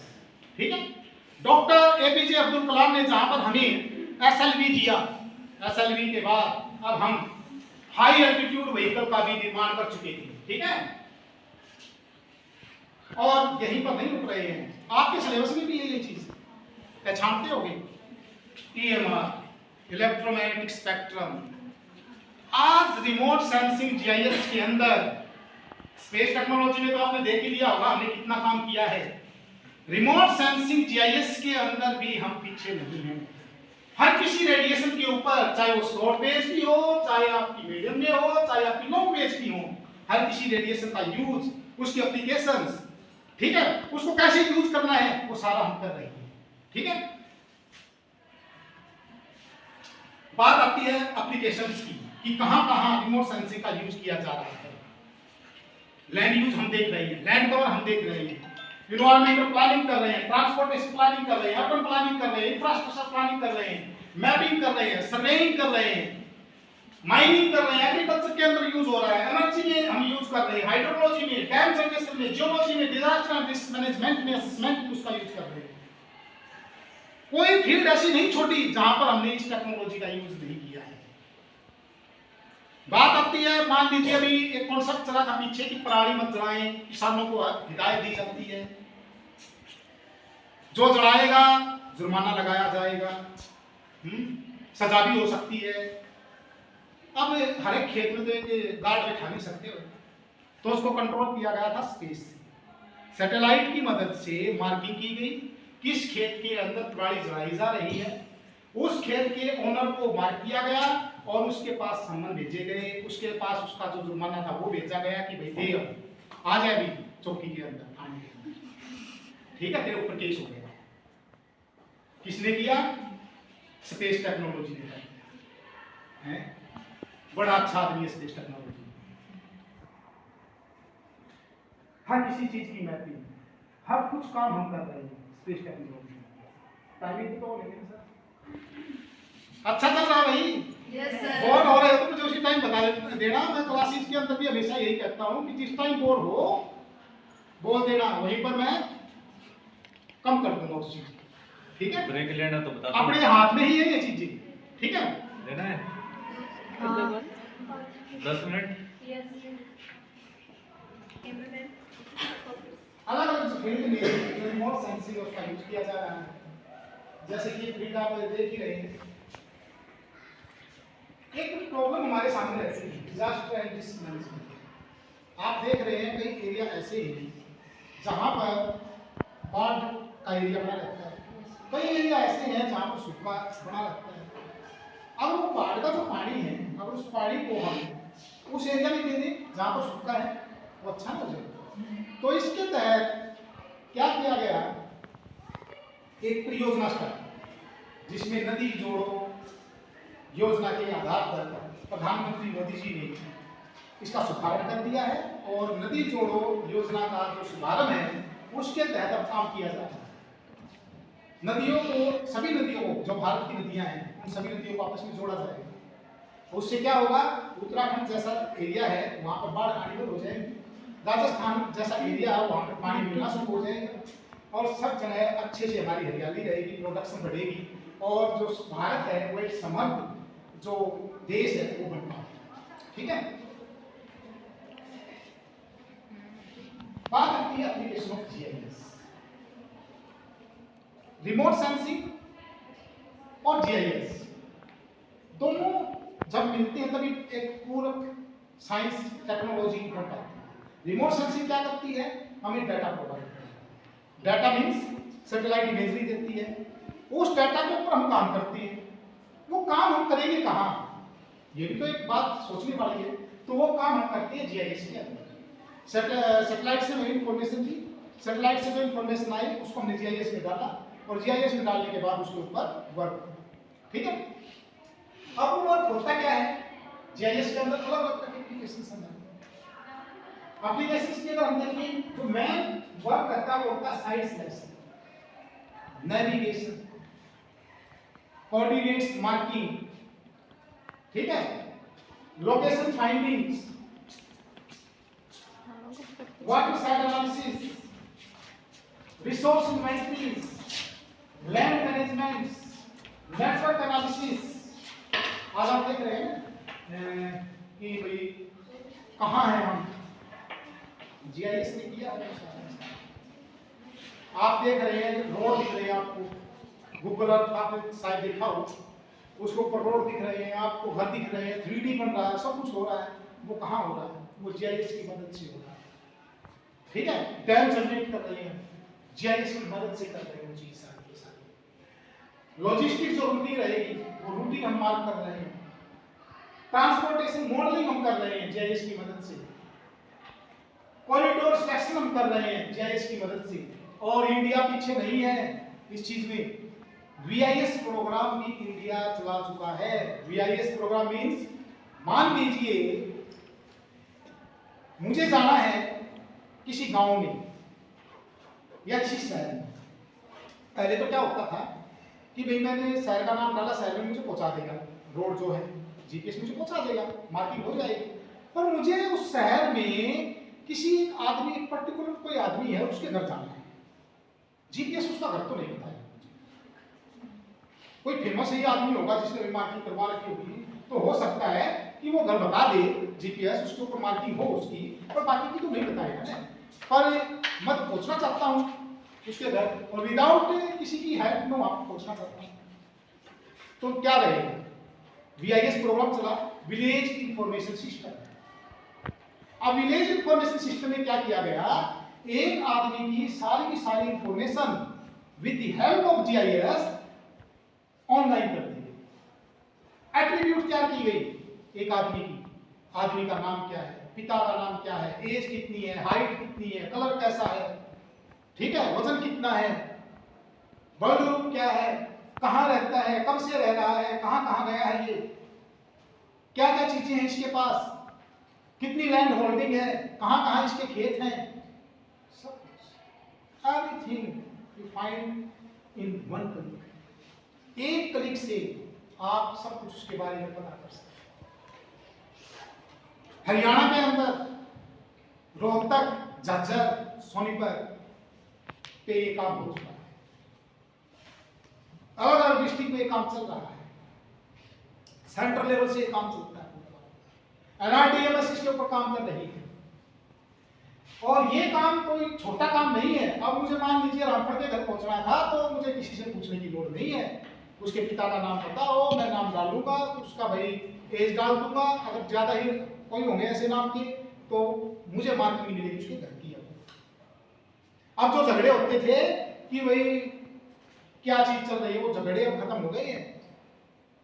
परिवार पहचान पत्र जो आपका है उसके अंदर जो इंफॉर्मेशन डल रही है, पीछे कोई न्यूज आई है आपके पास और सच में ही है, वो अभी कट भी चुके हैं कहीं के कि भाई जो धोखे से बीपीएल कैटेगरी में आ गए हैं उनके राशन कार्ड काट दिए जाएंगे। वो रिकॉर्ड कहां से उठ रहे हैं, ऑनलाइन रिकॉर्ड सारे के सारे उठ के आ रहे हैं, मार्किंग की जा रही है। बाकायदा इन तहसील पटवारियों को ट्रेनिंग दी जा रही है जीआईएस की। सिरसा की तहसील में सेंटर बना हुआ है हर्षक की तरफ से। हरियाणा के अंदर जो हमारा सेंटर है रिमोट सेंसिंग जीआईएस का, हरियाणा स्पेस एप्लीकेशन सेंटर हर्षक जिसको हम बोलते हैं, हिसाब में है वो, ठीक है। और उस सेंटर ने ही अपनी जो ट्रेनिंग सेंटर जो है वो स्टार्ट कर रखी है तहसीलों के अंदर। वहां पर जो पटवारी है वो ट्रेनिंग दी जा रही है। आपने शायद देखा हो, जो गांव से बच्चे हैं उनको शायद पता होगा, पहले पटवारी बड़े आते थे गांव के अंदर, अब उनकी जो आने की जो काउंटिंग है वो कम हो गई है, यानी कम आ रहे हैं, एक आध बार दिखते हैं किसी और ही काम से, और वो मार्केट के लिए ज्यादा नहीं आते। वो काम कहाँ से हो रहा है, जीआईएस की मदद से हो रहा है, वो वीआईएस प्रोग्राम की मदद से हो रहा है। अब दो आदमियों के बीच में झगड़ा होता है तो उसको सुलझाने के लिए ज्यादा टाइम नहीं लगता। अब मान लीजिए ये कह रहा है कि भाई मेरी जमीन का इतना कब्जा कर लिया इसने कहा ना ना मेरा तो यही जमीन है, तो उसको मार्किंग की जाएगी, डिटेक्ट किया जाएगा, पुराने टाइम की इमेजेस उठाई जाएंगी कि भाई कहां तक थी मार्किंग, और पकड़ लिया जाएगा सच है क्या सच है, और उस चीज को कंट्रोल कर लिया जाएगा। तो ये सारी जो चीजें हैं ये असल में इस तरह का एक फंक्शन चला हुआ है जिसके तहत हम कह सकते हैं। सबका स्वागत है आज के प्राचार्य हमारे डॉक्टर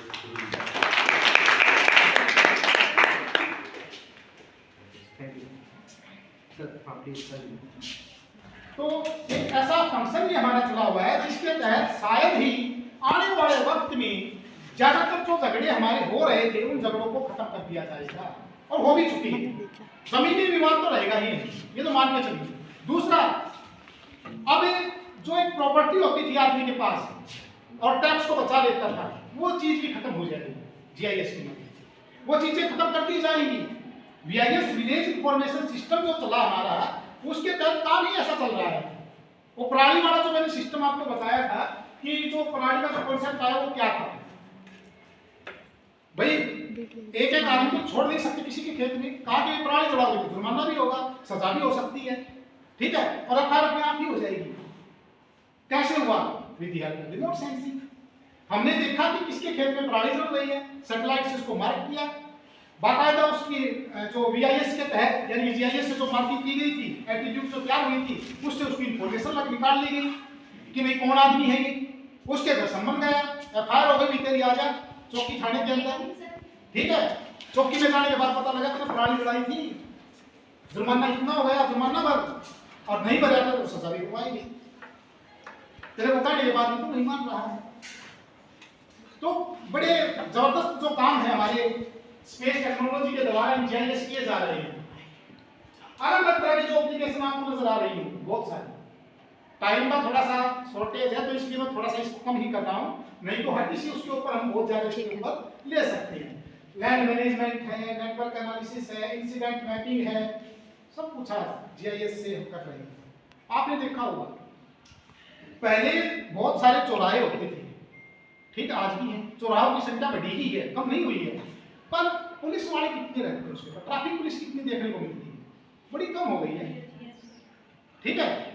आपने थोड़ा सा क्रॉस किया नहीं, बाय फोटो आपके पास विद प्रूफ तभी आ जाता है कि भाई आपने लाइन क्रॉस करी थी इसलिए आपका चालान हो गया है, और ऑनलाइन कर देना इसको, इतना टाइम आपके पास आ जाता है। किसकी मदद से? सीसीटीवी कैमरे जो लगे हुए हैं वो मार्किंग करते हैं, आपका रिपोर्ट उठता है एट्रीब्यूट से रिपोर्ट उठा, एट्रीब्यूट से जैसे ही रिपोर्ट आया आपके सामने वो सारी इंफॉर्मेशन आ गई। कार इन्फो ऐसा एक आपका सिस्टम चला हुआ जिसपे हर व्हीकल की जो इंफॉर्मेशन आपकी डली हुई है। किसी भी व्हीकल की मैं इंफॉर्मेशन डालूं तो आज आपके पास शायद कोई डॉक्यूमेंट इन हार्ड कॉपी आपके पास है या नहीं है, कोई प्रॉब्लम नहीं है। अगर आपके पास व्हीकल नंबर है उससे ही पहचान लिया जाएगा कि भाई आपके पास लाइसेंस को छोड़ के, आपके लाइसेंस को, ड्राइविंग लाइसेंस को छोड़ के आपके व्हीकल की क्या क्या चीजें एक्सपायर हो चुकी हैं, क्या क्या चीजें आपकी रहती हैं, कितना टाइम है, वो सारी इंफॉर्मेशन वहां पर आ जाएगी। तो ये सारा का सारा काम किससे हम कर रहे हैं? जीआईएस की मदद से, ठीक है।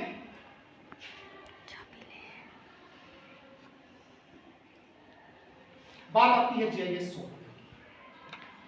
अब मैंने कहा था कि रिमोट सेंसिंग डाटा देने वाला है और डाटा के ऊपर काम कौन करेगा? जीआईएस करेगा, ठीक है। अब जीआईएस कोई ऐसा नहीं है कि बस कोई इमेज है, कोई एक आदमी है, नहीं, एक सॉफ्टवेयर, एक टूल है। तो किस तरह के टूल होते हैं? अगर पहले हमने देखा जीआईएस के बारे में,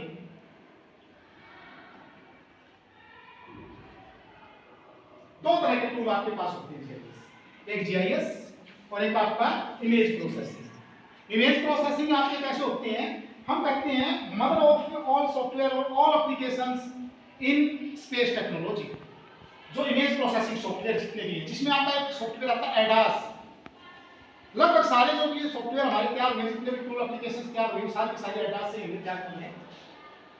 ये आपके जीआईएस सॉफ्टवेयर है। इसमें कुछ पेड है, कुछ आपके फ्री के सॉफ्टवेयर हैं, ओपन सोर्स सॉफ्टवेयर है बहुत सारे। ज्यादातर जो काम होता था पहले, आर्क के ऊपर हमारे काम चलते थे और आज भी चल रहा है बहुत सारे इंस्टीट्यूट के अंदर, arc view, arc edit, arc info, arc GIS होता था, यानी कि कहने का मतलब अभी भी है। पैकेज बड़ा महंगा रहता है। सिंगल अगर पैकेज की हम बात करते हैं लगभग 4,20,000 के आसपास इसका सिंगल पैकेज, यानी कि एक सिस्टम में चलेगा। अगर हम एक ग्रुप सॉफ्टवेयर की बात करते हैं, लाइसेंस की बात करते हैं, जिसमें 10, 15, 20, 25 आपको मिलते हैं, तो 16 लाख, 19 लाख, 20 लाख के आसपास मिलता है। पर क्या एक स्टूडेंट जिसको जीआईएस पे काम करना है, क्या वो 4,20,000 एक सॉफ्टवेयर पे लगाएगा? तो फिर पीछे रह जाएंगे हमारे, उस तरफ हम काम ही नहीं कर पाएंगे। तो गवर्नमेंट ऑफ इंडिया ने एक जरिया निकाला कि भाई देखो फ्री में दो ये चीज, एक गरीब स्टूडेंट है वो भी यूज कर पाए, गरीब इंस्टीट्यूट है वो भी यूज कर पाए। यानी कि इंस्टीट्यूट ऐसा नहीं है स्टूडेंट ही गरीब होता है, इंस्टीट्यूट भी कई बार गरीब हो जाती है क्योंकि ग्रांट के पास नहीं होती तो गरीबी है बेचारी हैं। ये प्रॉब्लम्स होती हैं सबके सामने। तो उसके लिए तैयार किया गया क्वांटम जीआईएस, QGIS सिस्टम बोलते हैं। फ्री सॉफ्टवेयर है, सारा काम करता है जो आर्क करता है, ठीक है। और आज लगभग इंस्टीट्यूट क्वांटम जीआईएस के ऊपर काम कर रहे हैं। इसके बाद इमेज प्रोसेसिंग सॉफ्टवेयर बहुत सारे, मैंने एडास का नाम पहले ही बता दिया था, इसमें कुछ फ्री हैं, कुछ आपके पेड हैं। सिंगल एडास का जो वैल्यू 19 लाख के आसपास आपका एक सिस्टम में चलेगा, 19 लाख में कौन देगा, बड़ी प्रॉब्लम है, तो इसलिए सागा बना दिया गया, तो फ्री में, ठीक है। तो सारे जो एक हम कहते हैं कि रास्ते निकाले गए चीजों के लिए, ये पहले मैंने आपको बता दिया। ये कुछ कंपनीज है जो आपको जो सॉफ्टवेयर है वो प्रोवाइड करवाती है, ठीक है। तो नहीं करना चाहिए। तो ये कंपनीज हैं जो आपको लाइसेंस प्रोवाइड करवाती हैं, पेड भी है इसमें से कुछ और आपके फ्री में भी है। तो मैं इनके बारे में ज़्यादा जिक्र नहीं कर रहा हूँ। दोस्तों ट्राई करो, फिर कर देना, कोई बात नहीं, थक गए होंगे आप बोलते बोलते। ये आपकी फ्री वाली कंपनीज है कुछ, ठीक है। तो कुछ कंपनी के नाम आप देख सकते हैं, फ्री भी तो जरूर देख ही लो। हाँ, इनको तो फ्री वाले बताओ जी, ठीक है, क्योंकि काम आएंगे आगे, जरूरी है। इनके भी असर है, हमारे भी बहुत काम होते हैं। ये फ्री वाला तो एक भी सॉफ्टवेयर नहीं छोड़ेंगे हमारे बच्चे। इसमें से आप अगर देख रहे हैं ना, इंग्लिश बड़ा ही हम कहें ना, इमेजिंग सॉफ्टवेयर बड़ा जबरदस्त इमेजिंग सॉफ्टवेयर है, इंग्लिश फ्री में है, करो यूज। क्वांटम जीआईएस आपका एक बहुत ही वीविंग, एडिटिंग और इंफॉर्मेशन या इन्फो जिसको हम कहते हैं, इन्फो सॉफ्टवेयर है ये डेस्कटॉप के लिए, यानी कि सारे के सारे मैप आप तैयार कर सकते हैं बड़े आसानी से। और आजकल लगभग ये आपका चल रहा है हर किसी इंस्टीट्यूट के अंदर, क्वांटम जीआईएस और QGIS में बात कर रहा हूँ। टेरा व्यू भी है, फिर डाटा है, कार्टा भी आपका है, मैप विंडो जीआईएस भी है, और तो आप नाम देख ही रहे हैं, कई हैं इसके अंदर। तो मैन इसमें क्वांटम है, उसको आप अगर एक बार कर लेते हैं तो शायद ही किसी सॉफ्टवेयर को करने की आपको लोड पड़े। और ये लगभग हर हफ्ते में, महीने में अपडेट होता रहता है, यानी कि नए फंक्शन इसके अंदर डालते रहते हैं, ठीक है। आगे चलते हैं इसमें भाई।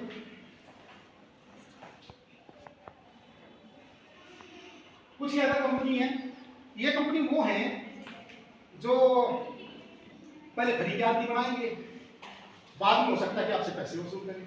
यानी कि ये आप क्या करते हैं, ट्रायल वर्जन, साल का भी ले सकते हैं, महीने का तो होता ही होता है, 6 महीने, साल, 15 दिन, 10 दिन, ट्रायल वर्जन, उसके बाद लाइसेंस लो, ठीक है। कंपनी ये भी बढ़िया है। मान लीजिए कोई PhD कर रहा है, रिसर्च वर्क कर रहा है, कोई अपना थोड़े से टाइम का काम है, तो ट्रायल वर्जन में ही कर देगा कंप्लीट, और अच्छा भी हो जाएगा, ठीक है ना। हम करते थे ऐसा काम भाई, स्टूडेंट थे जिस टाइम, लैपटॉप बड़े लंबे टाइम से रहा है, स्टार्टिंग से ही लगभग 2007 में मेरे पास लैपटॉप आ गया था। 2007 में जब लैपटॉप था तो उस टाइम बड़ा फंक्शन चला हुआ था, तो लोग नहीं इतना ध्यान देते, एंटीवायरस, ठीक है। आज तो वो कहते हैं कि हमारे जो प्रोसेसर ही इतने हाई हो गए हैं कि शायद किसी वायरस को घुसने दें। जैसे भी ये i3 में चल रहा है, तो वही इसमें धीरे धीरे धीरे प्रॉब्लम आ रही है, वायरस के इकट्ठे होते जा रहे हैं, तो एंटीवायरस की लोड पड़ती थी, ठीक है। हम क्या करते थे, नाम रखे थे, कुछ लिस्ट बना रखी थी कि भाई 1 महीने का फ्री चलेगा, इस महीने हम इसको इंस्टॉल कर लेते हैं, उसका जैसे वो ट्रायल वर्जन खत्म हुआ, दूसरा लाइन में है, उसको अनइंस्टॉल, दूसरे को ट्रायल में ले लिया, काम तो कर ही रहा है ना, उसका टाइम खत्म हुआ, 12-13 ऐसे तैयार रखते थे अपने पास, 1 साल के बाद उसका ट्रायल वर्जन दोबारा से मिल जाता पहले वाले का। भी ऐसे ही करते थे, ArcGIS में जैसे होता था, ठीक है। तो बड़ा अच्छा काम चल रहा था, और बड़े स्टूडेंट, देखो दिमाग होना चाहिए ना। सीवी रमन सर की हम बात कर रहे थे, उनमें दिमाग था, तभी तो ऑप्टिक्स फिजिक्स का जो क्वेश्चन था वो सॉल्व कर पाए। और मैं तो ये कहता हूँ करने की, वो क्या कहते हैं ना कि हमारे अंदर एक वो होनी चाहिए, उमंग, हमारे अंदर एक जुनून होना चाहिए कोई भी काम करने का। कोई काम ऐसा नहीं जिसको हम नहीं कर सकते। NEP 2020 कोई इसके पीछे पर्पज ये नहीं था कि भाई बच्चों को तंग करना है, ज्यादा पढ़ाना है, या भाई वो चीज करनी है, नहीं। गवर्नमेंट का एक ही मकसद इसके पीछे रहा कि भाई एक साइंस वाला स्टूडेंट आर्ट के भी सब्जेक्ट पढ़े एक आर्ट वाला स्टूडेंट कॉमर्स के भी पढ़े और कॉमर्स वाला साइंस आर्ट सब मिक्स, यानी कि जैसी नॉलेज लेना चाहता है वो नॉलेज उसको मिले। क्यों मिले? क्योंकि विकसित भारत का कॉन्सेप्ट चल रहा है। बच्चा जो सीखना चाहता है, कई बार घर में कोई पढ़ा लिखा नहीं है, प्रॉब्लम आती है, बच्चा ले लेता है वो भेड़ चाल, पता होगा भेड़ चाल का, कि भाई मेरे दोस्त ने वहां पर एडमिशन लिया, मैं भी वही ले लेता हूं। अरे दोस्त तो मूर्ख था, तो भी मूर्ख बन गया, और एक बार इन्वॉल्व हो गया ना, फिर निराशा बदलने वाला। एनईपी ने वो चीज खत्म कर दी। वो बच्चा जब वो पहली बार उसमें चला गया था, तो उस बच्चे के सामने उसको जाने के बाद पता लगा यार गलत आ गया, ये तो फिर भी कुछ और थी। उसको तो एक सेमेस्टर जाने के बाद पता लगा ये चीज, जब वो आता जाता दूसरों को देखता। आज वो कंडीशन खत्म हो गई है। अगर एक सेमेस्टर के बाद या दूसरे सेमेस्टर के बाद भी बच्चे के माइंड में ये चीज आती है यार मैंने तो बीए नहीं बीएससी करनी थी या बीकॉम करनी थी, तो वो चेंज कर सकता है। प्रॉब्लम्स आती थी, एक साल अगर बच्चा नहीं पढ़ रहा है, एक साल के बाद कई लड़कियों के सामने, 2 साल के बाद, 3 साल के बाद, कई बार तो घर वाले सोचते थे, और गर्ल्स के सामने प्रॉब्लम बहुत बड़ी थी कि 3 साल कंप्लीट हुए, छठे सेमेस्टर में जैसे ही बच्ची गई उसका रिश्ता ढूंढना शुरू। देहाती इलाके के अंदर ज्यादा चीज है, और छठे सेमेस्टर में ही एग्जाम नहीं होने देते थे। कई लड़कियों का तो शादी कर देते थे, एग्जाम ही तो देना है, कर लेगी पेपर, क्या दिक्कत है। और छठा सेमेस्टर रह गया, शादी हो गई, शादी के बाद तो एक माहौल ही अलग, ना लड़की ने ध्यान दिया ना ससुराल वालों ने, लड़के तो क्यों देंगे ध्यान हैं, बलाटली, यही चीज होती थी। अब लड़की को लगभग 2 साल 3 साल 4 साल के बाद उसके दिमाग में आया यार पेपर दे लेती तो आज ग्रेजुएट होती और कहीं ना कहीं अच्छी नौकरी मिली है। तब वो जाती है कॉलेज में, यूनिवर्सिटी में, कहती है जी मेरे छठे सेमेस्टर रह गया था, पेपर किसी तरीके से करवा दो। वो कहेंगे ना जी पहले सेमेस्टर में एडमिशन लेना पड़ेगा। 5 सेमेस्टर गए पानी में, 6 सेमेस्टर का छठा सेमेस्टर तो लिया ही था, पर आज वो कंडीशन नहीं है। अगर बच्चा 1 साल के बाद ही पढ़ना छोड़ देता है और 3, 4, 2 साल के बाद अगर वो दोबारा से एडमिशन लेना चाहता है तो उसको सेकंड ईयर में ही एडमिशन मिलेगा। 2 साल के बाद अगर छोड़ना चाहता है और फिर लेना चाहता है कभी एडमिशन, तो 3rd ईयर में ही एडमिशन मिलेगा। फायदा है ना। तो ऐसे ही कॉन्सेप्ट करते हैं। और ये जो हमारे सॉफ्टवेयर की हम बात कर रहे हैं, तो ये सॉफ्टवेयर भी वैसी चीजें नहीं है, हम आदि कर रहे हैं और सीखें, इंप्रूव करें अपनी चीज को, ठीक है। मैं पिक्चर ये दिखा रहा हूं आपको सॉफ्टवेयर की। पहले ऐसा व्यू था, आज ऐसा व्यू है। ये फ्री वाला है, ये आपका पेड है, ठीक है। जल्दी जल्दी खत्म कर रहे हैं, आगे बढ़ रहे हैं, क्योंकि पहले हम एक ब्रेक तो ले गए बीच में और उसमें बड़ा टाइम बड़ा ले गया।